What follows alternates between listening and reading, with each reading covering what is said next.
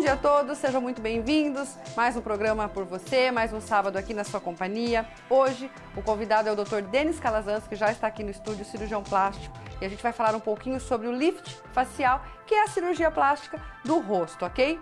Na atividade física, CrossFit. A gente está ouvindo tanto falar do CrossFit nessa época, né? E se você não conhece, você vai saber como é o CrossFit, quais os benefícios, é só acompanhar.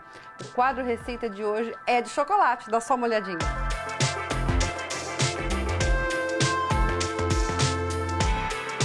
Viu só? É só aguardar. E no Tirando as Suas Dúvidas de hoje, você saberá exatamente o que é o pé de atleta e se é transmitido de uma pessoa para outra com o Dr. Luiz Antônio De Pieri, ortopedista. E também teremos a participação especial do Dr. José Wilson Zangerolami, infectologista. Ele vai falar um pouquinho mais sobre o coronavírus, sobre essa forma grave, sobre a porcentagem das pessoas pegarem a forma mais leve ou de forma mais grave e principalmente essa questão da nova variante. Estamos no ar com mais um programa por você. Sejam muito bem-vindos.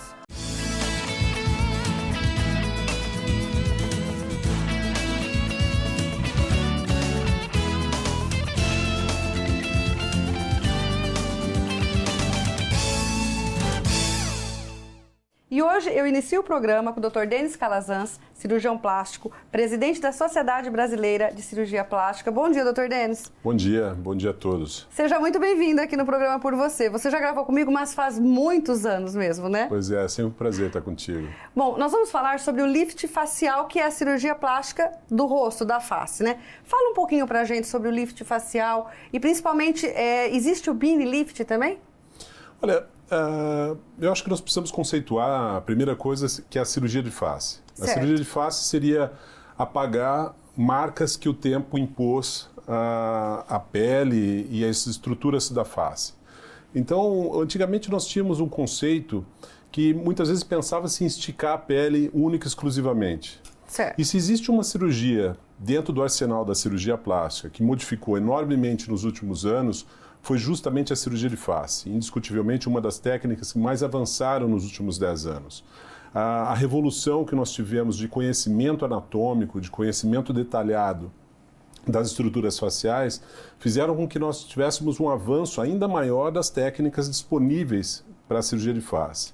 E se nós formos rotular a face, ela é segmentada. Nós temos alguns setores da face que podem ser abordados. Se nós separarmos a face em 3 partes, nós temos o terço superior, que seria a região frontal até a região dos olhos, o terço médio, que seria toda a região que compõe abaixo dos olhos até a linha da mandíbula, e o terço inferior, que seria a região do pescoço. Cada procedimento desse pode ser feito separado ou dá para se fazer também os 3 procedimentos em uma única cirurgia? Quando a gente objetiva ter um resultado otimizado e um resultado geral, é claro que a gente tem que pensar na abordagem total da face. Certo. Mas nós podemos pensar também que todos os casos têm a mesma padronização. A mesma necessidade, ok. Exato. Tá. E me diz uma coisa, em questão da idade, claro que cada pessoa tem uma pele, né? Cada pessoa... para cada caso é um caso. Mas dá para se falar a idade ideal para você iniciar uma plástica na face? Olha, eu não gostaria de rotular por idade. Eu acho que a cirurgia plástica, ela tem que ser guiada por uma necessidade do próprio paciente.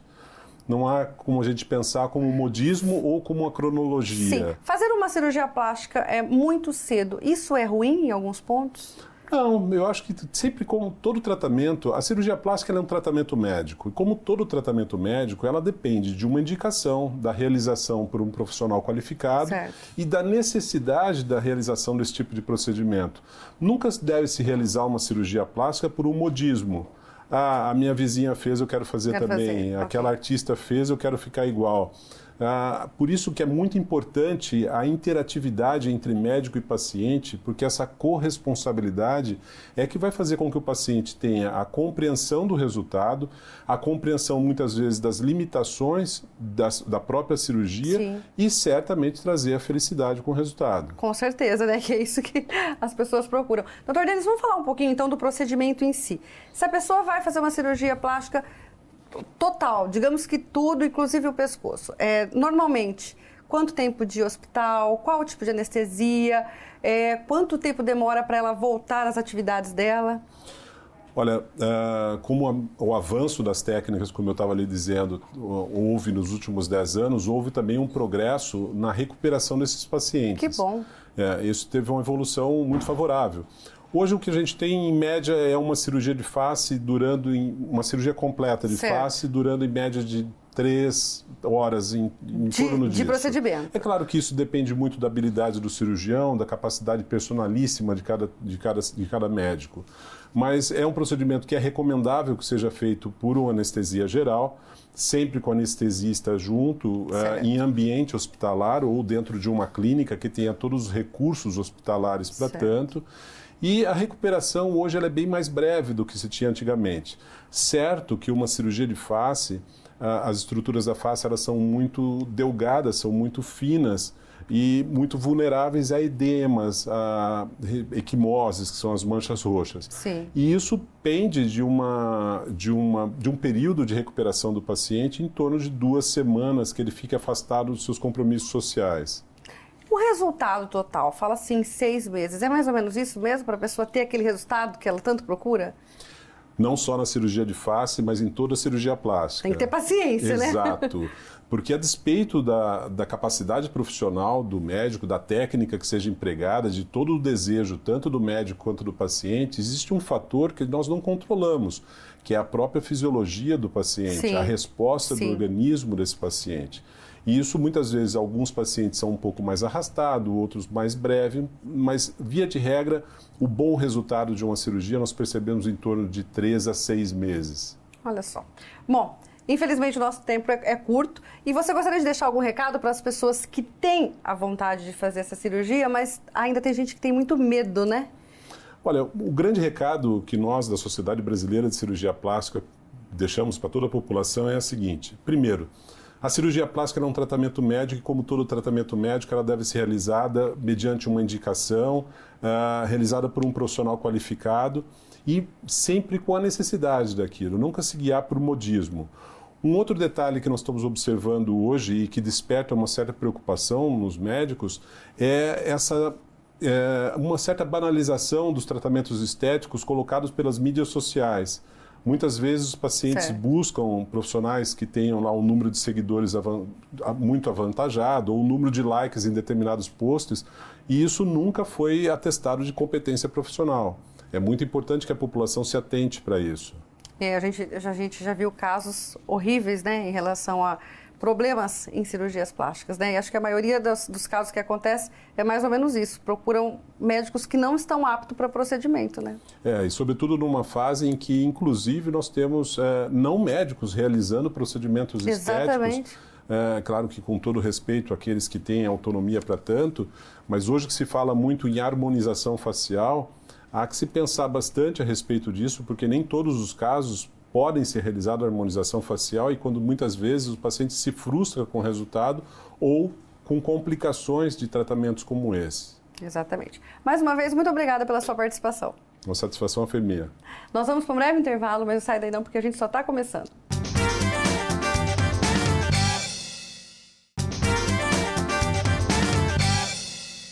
Estamos de volta e daqui a pouquinho a gente vai preparar aquela receitinha que hoje é de chocolate, né, Mari? Isso. Um doce de chocolate. Mas agora nós vamos para o quadro de atividade física. Tem se ouvido muito falar em CrossFit, né? Mas algumas pessoas ainda não conhecem. Então hoje você saberá como é o CrossFit, como você faz, os benefícios. Vamos ver? Bom dia, Vanessa.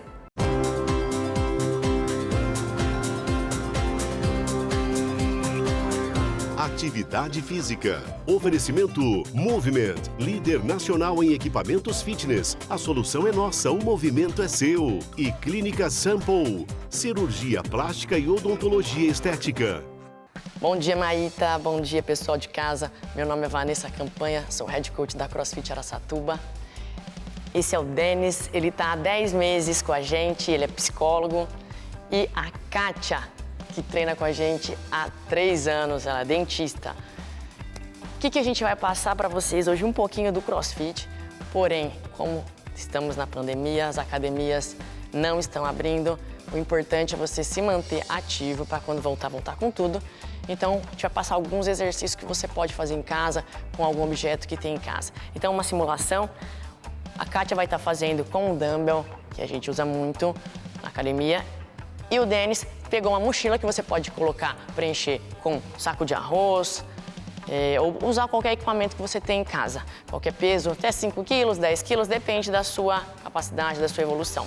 Então, a gente vai demonstrar alguns exercícios, tá? O primeiro chama thruster, vai pegar o objeto na linha do seu ombro, perna na posição de agachamento, vai agachar e estender. Vamos lá, meninos? Peso lá no calcanhar, joelho para fora, faz a extensão completa.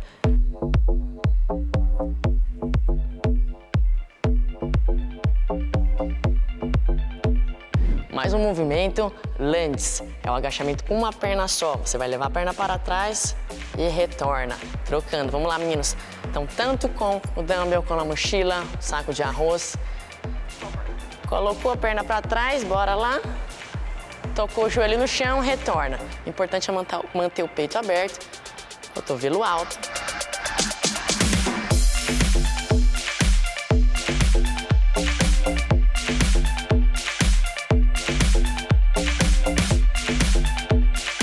Pode ser feita uma série de exercícios como remadas, bíceps, levantamento apenas. Então, uma série de exercícios com o peso que você tem em casa. E também com peso livre, sem nada, não tenho nada. Flexão de braço, abdominais. Então, vamos lá, um exemplo de flexão de braço. Mão do lado do peitoral, toca o peito no chão, o corpo todo sobe ao mesmo tempo. Tocou o peito, retorna. Excelente exercício para o core, braço, peitoral, tríceps, tudo.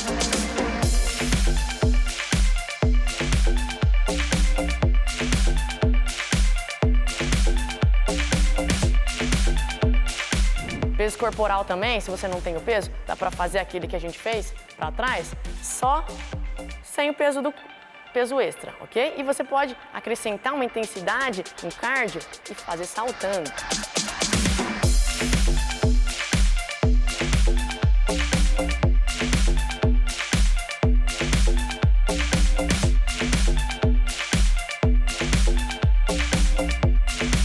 Além de uma série de abdominais que você pode revezar muitos exercícios todos os dias. Então, primeiro, prancha, um movimento que trava todo o teu corpo, contração, cotovelo alinhado com o seu ombro. Corpo travadinho, bumbum alinhado nem alto nem baixo. Segurou, uma série boa. Tabata, já ouviu falar numa tabata? Um intervalo de 20 segundos, travadinho, 10 de descanso por 8 séries.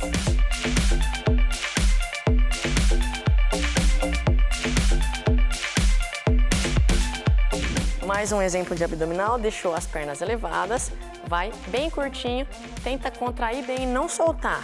Volta, tenta chegar lá nos pés, rapidinho, rapidinho.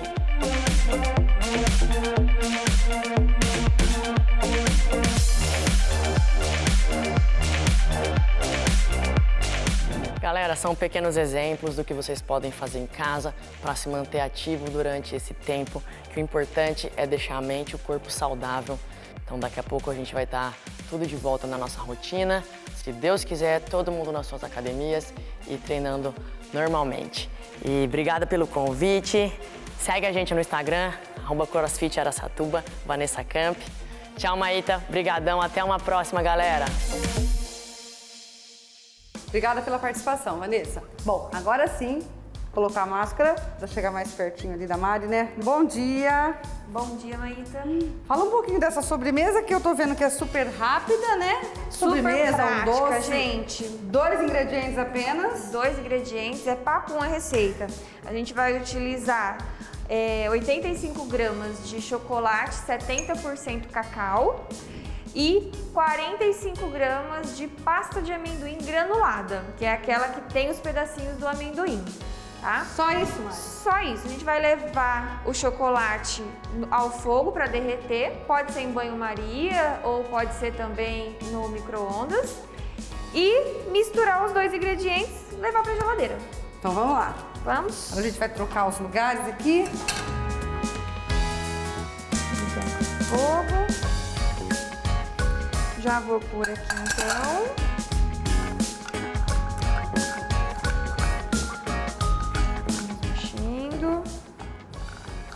Primeiro você vai esperar ele derreter para depois colocar a pasta de amendoim? Isso.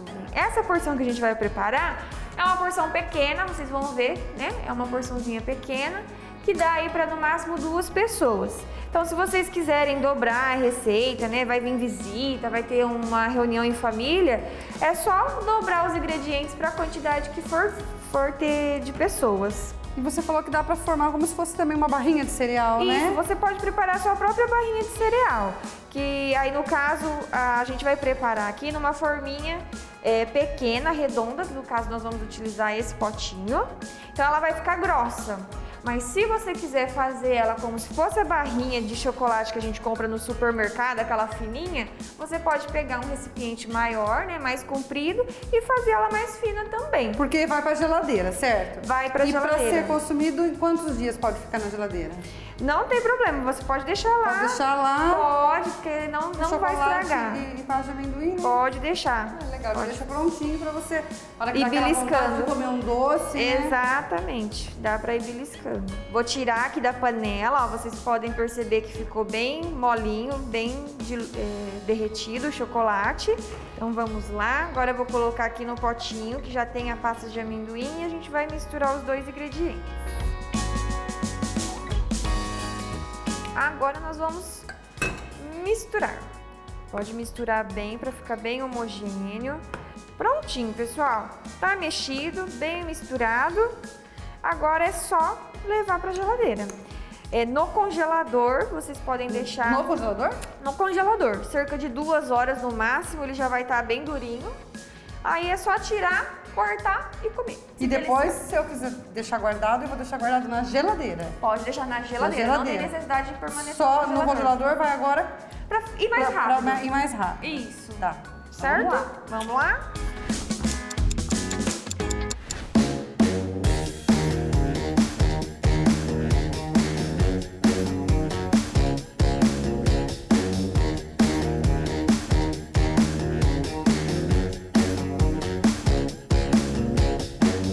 Gente, olha só, você aí de casa já viu como ficou, né?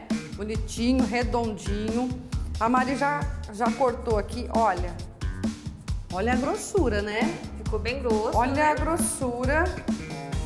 Vocês podem perceber o amendoim, né? Como eu tinha dito lá no comecinho. Eu vou pegar com a mão, porque é um chocolate.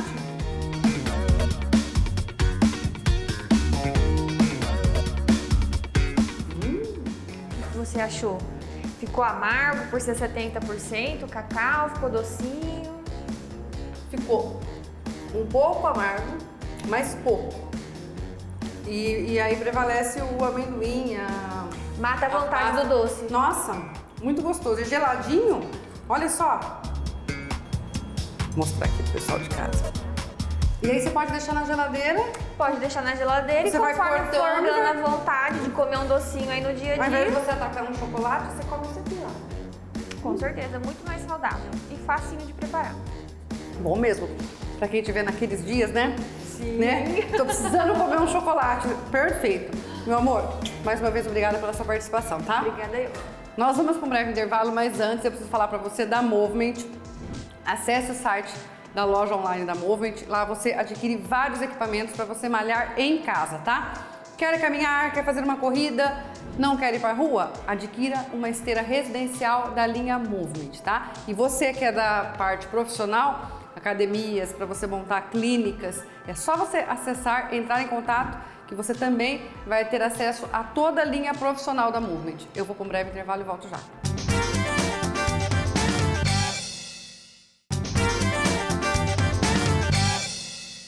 Estamos de volta e agora nós vamos para o quadro Tirando as Suas Dúvidas, com a participação especial do Dr. Luiz Antônio De Pieri, ortopedista, que fala sobre o pé de atleta, e participação também do infectologista, Dr. José Wilson Zangerolami, que vai falar sobre a transmissão do coronavírus. Tirando suas dúvidas. Tirando suas dúvidas. Oferecimento Instituto de Radiologia Presidente Prudente. Visari Hospital de Olhos. Sua visão levada a sério. Oncocare. Referência no tratamento humanizado do paciente com câncer. E Laboratório Marcelini. Especializado no teste de Covid-19. Olha só essa pergunta que interessante em relação ao Covid-19. Em relação ao Covid, tínhamos uma porcentagem em que a maioria pegaria de forma assintomática e leve, ok? A minoria iria evoluir para a forma grave, sendo que poucos chegariam a óbito. Mas hoje nós estamos vendo e vivendo muitos óbitos de todas as idades. O que mudou? Olha só que pergunta. Seria o descontrole na contaminação ou o fato da variante ser mais grave? Bom dia, Dr. Zé Wilson. Bom dia, Maíta. É uma satisfação participar do seu programa novamente.